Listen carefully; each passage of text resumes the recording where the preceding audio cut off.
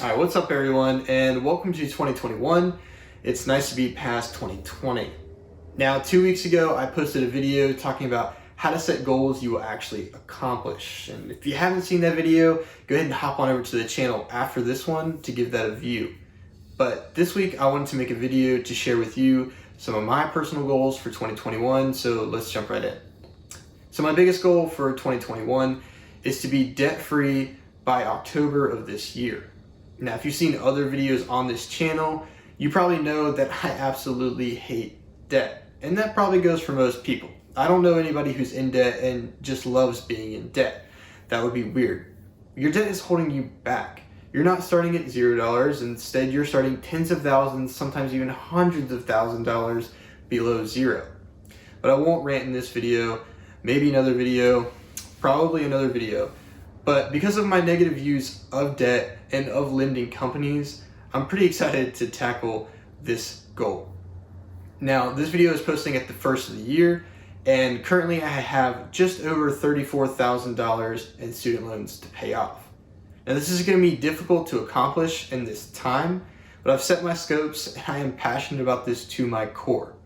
Now, I'll be giving updates for this over the next couple months that will be showing how I'm doing it and will hopefully motivate others to pay off their debt as well.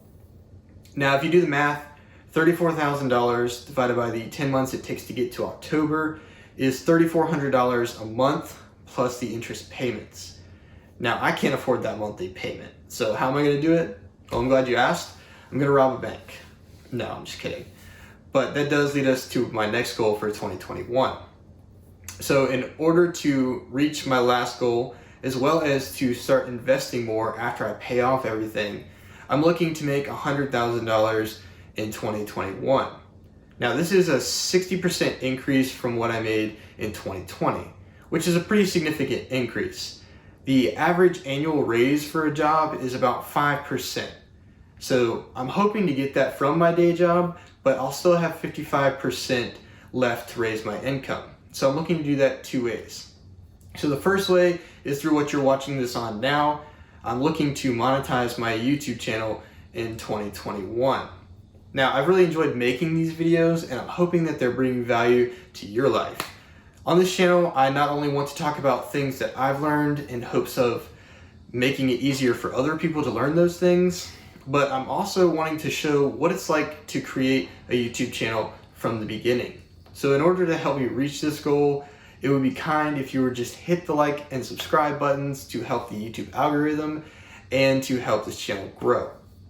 Now, you'll see videos from already established channels that will talk about the top 10 things to do when starting a YouTube channel.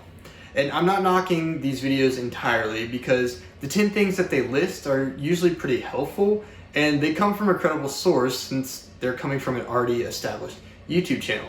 But sometimes I feel like they don't give enough detail or show the possible struggles that you may have along the way. And honestly, these videos just kind of talk about the same 10 things no matter what channel you see them on.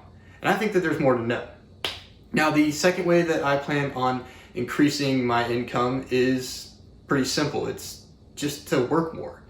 Now, I have some pretty serious financial goals that I would like to hit over the next several years, and I want to do anything I can to make that happen. So if I have to get a second job, so be it. So in order to help my YouTube channel grow, I want to be continually working on it. With each video I post, I want the next one to be better. I want the content to be better, the writing, the presentation, lighting, audio, editing, all of it. I want it to be better, and the best way to do this is through practice. Also, posting consistently makes the YouTube algorithm favor your videos, so my goal for the channel is to post at least one video per week throughout 2021.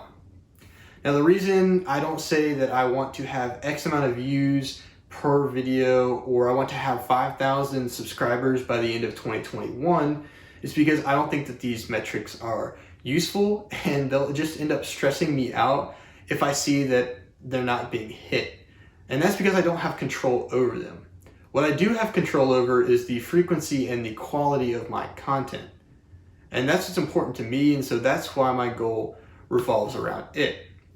So my next goal is to read 24 books in a year. Now, I actually did this in 2020 as well, And that's honestly part of the reason why I created this YouTube channel. It's because I had all this information in my head and none of my friends nerded out about the same stuff and everybody already had a blog. So I was like, I'm gonna create a YouTube channel. Now I'm gonna do this a little bit differently than I did it last year. So last year I bought all 24 books at the beginning of the year because I was like, I spent this money on it. This is gonna be a way to hold myself accountable to actually read all 24 books. But even after a couple months into the year, there are already some books that I was no longer interested in reading. So this year, I'm going to wait until I'm finishing up the current book until I buy the next book. Now this may be an obvious thing for some people to do, but for some reason, to me, last year it wasn't so obvious. But I'm hoping that this will help me be more excited about what I'm reading, which will help me get more content out of it. Now, one thing that I'm going to consider throughout the year is how I've changed. A lot can happen in a week, let alone a whole year. So each week I'm going to set aside time to reflect so that I can see these changes on a small scale. Now when I do this, I'm going to review and evaluate the progress of my goals, as well as if a goal is meaningful to me anymore. If a goal doesn't excite me or bring value to my life anymore, then I'm going to get rid of it, because goals are meant to give directions to our lives, to tell us where to go. But if it's taking us to a place that we no longer want to go, then we need to get rid of it. Now recently, I moved a good bit away from friends and family. And throughout this process, I've been reminded of the importance of relationships. So over the next year, I would like to have at least one intentional conversation a week with a friend or family member. Now this is definitely something that you should do with people who are nearby as well. But I think that when we are in close proximity with people, we easily get wrapped up in the more casual things as opposed to the intentional things. Now, casually hanging out with people can make time fly by in the sense that we don't remember many details of who said what and why they said it. And this isn't a bad thing, and I actually think this is how things should be most of the time, but not all of the time. Intentional conversations are ones that you make time for. This is when the conversation is the focal point and not the activity. This is time to ask questions and be involved with one another. These conversations help you slow down and be more in the moment. They're more memorable and they help you have stronger relationships. Now I do have one goal that is in the realm of health and fitness, and that is to hike 220 miles this year. Now the reason I chose this number is because I grew up close to the Appalachian Trail and actually live even closer now. And the length of the Appalachian Trail is 2,200 miles. So I wanted to do 10% of that. Now I'm trying to decide if in the next coming years I want to try to thru hike the entire trail. And I like hiking, so maybe I'll just have to start training for that. Now hiking is an incredible exercise, and being outside in nature is great for your breathing as well as your mental health. Plus you get to see some pretty amazing views along the way. Now I plan on starting off by just doing some day trips, and that'll lead to some weekend trips, and then hopefully at the end of the year I'll be able to do a week-long trip. Now I love being in the mountains and I love good views, and this is a great way to enjoy that as well as bring a benefit to my body. I believe that everyone should set goals because it gives your life a target to aim at, and it gives you that initial motivation to get started. Once you have some initial momentum, all the progress will keep adding to that and will make it easier. If you haven't taken the time yet, you should sit down and look at where you want your life to be and use that to set goals and then start working towards them. There's no better time to start than right now. Well, those are my 6 goals for the year. As the year goes on, I may change some of these goals slightly depending on how I've grown, and I may also add some shorter term goals throughout the year. I chose these goals because they'll help me grow my finances, my knowledge, my relationships, and my health. Leave a comment below for the goals that you are setting for this year, and if you haven't already, don't forget to like and subscribe to help this channel grow.